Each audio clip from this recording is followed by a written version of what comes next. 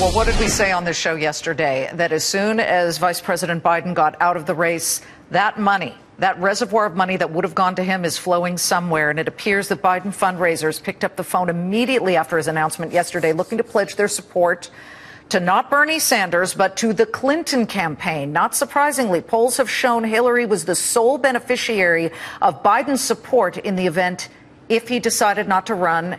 And he did decide not to run. So let's bring in the two guys who bet about this just a week or two ago. Richard Goostein, a Democratic strategist and an associate at Goostein and Associates, along with Fred Barnes, executive editor of the conservative magazine, The Weekly Standard. So, Fred, the last time you were on the show together, you bet that, wait a minute, Richard Goostein said Biden wouldn't run, and you said he would, and you're wrong. So, Richard, what do you want from Fred?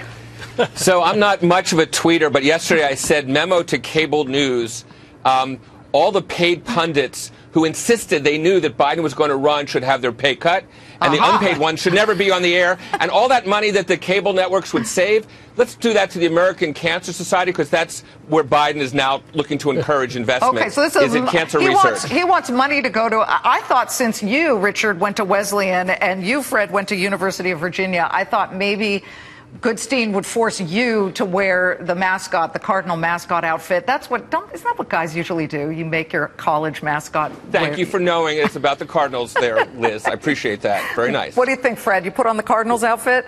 Well, you know, I've worn ties of colleges that beat UVA in football or basketball, but I don't know about that, what you're talking about. That's going a little far. You won't put on the mascot. All right. Well, I don't think I want to do that. Okay.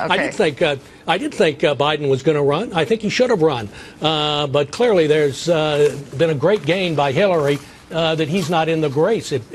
Bernie Sanders needed a three-way race if he were going to have a chance. And what this does is relieve Hillary of questions being raised in this entire primary campaign next year about her emails, about her reputation for being untrustworthy that all the polls show, about the foundation and so on.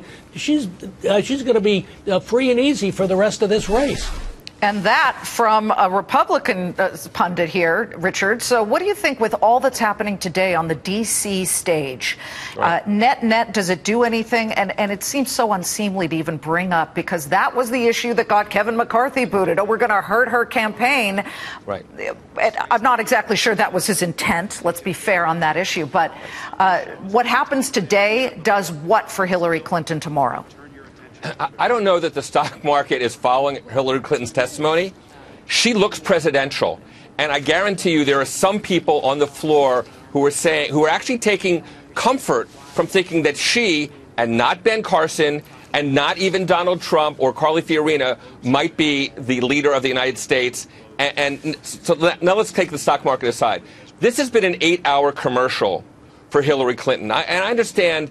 By the way, I just want to let everybody know they're taking a recess at the moment, and this could go on into the wee hours of the morning, possibly, but go on. And I'll make this brief. There are two ways to look at a return on investment from this committee. One is getting information out to the public that we didn't have before. The other, I think, from the Republican standpoint, is tearing down Hillary's image. And I think in both regards, it's a net negative in terms of a return on investment. We're getting no more information other than she has a fondness for gefilte fish and doesn't know how to set up a fax machine. I missed that part. Oh, yes. Oh, that was like one of the big emails that came out in their first wave. We've had 12,000. She was trying to kind of arrange for gefilte fish being brought into the United States. Fred, let me just let you respond to this. What do you think is the crucible that comes out of what happened so far today and what it means to perhaps the upcoming election?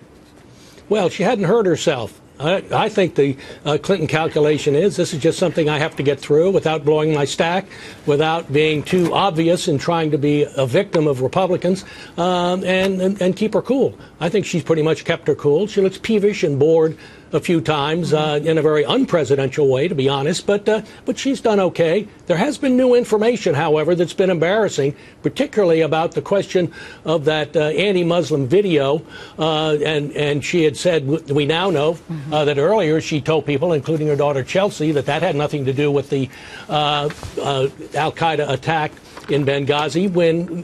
After that, of course, she didn't say anything when the White House and others in the administration were claiming it did.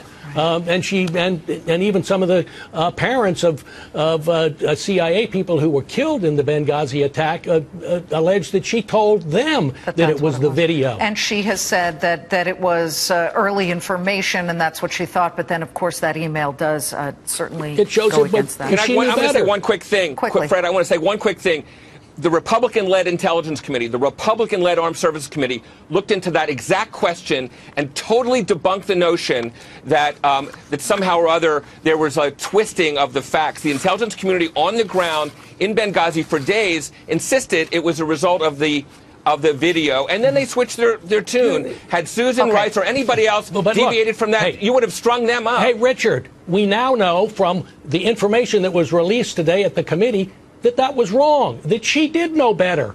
She knew better. No, she was guessing. She didn't know anything. Well, gentlemen, as we do have to run because we're coming up against the closing bell, this is going on throughout the evening. Fox Business is on that story. We are following it, and I want to thank both of you. We'll see how the bet plays out. Richard Goostein, Democratic strategist, Fred Barnes, Weekly Standard executive editor. Great to have you both.